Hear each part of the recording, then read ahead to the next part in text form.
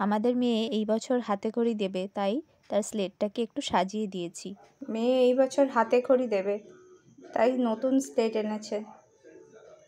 স্লেটটা পরে ফিকে ফিকে লাগছিল, ভাবছিলাম এটাকে কিছুর একটু সাজিয়ে দিলে ভালোই হয়। আমি নিয়েছি রেড আর হোয়াইট কালার। স্লেটের কাঠের বর্ডারটা আমি রেড দিয়ে পেন্ট করে নেব ফার্স্টে।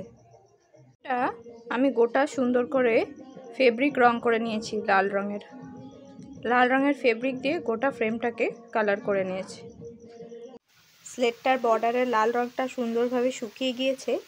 আমি এর উপরে আলপনা দিয়ে নেব।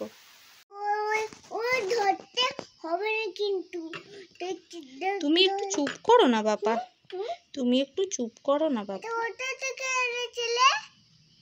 তোমার জন্যই তো বানাচ্ছি স্লেটটা।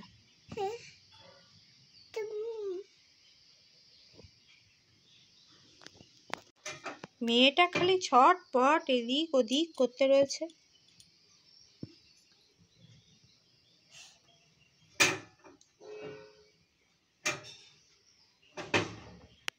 আমার একটা দিক কমপ্লিট হয়ে গিয়েছে, আরেকটা দিকের বর্ডারটা এঁকে নিয়েছি। এই ধারের বর্ডারটাও আঁকা হয়ে গিয়েছে। আমার স্লেটটা প্রায় রেডি হয়েই গিয়েছে, চতুর্দিকটা কমপ্লিট হয়ে গিয়েছে, শুধু এই দিকটার আর অল্প একটু বাকি আছে। কেমন হয়েছে বন্ধুরা তোমরা অবশ্যই কমেন্টে জানিও।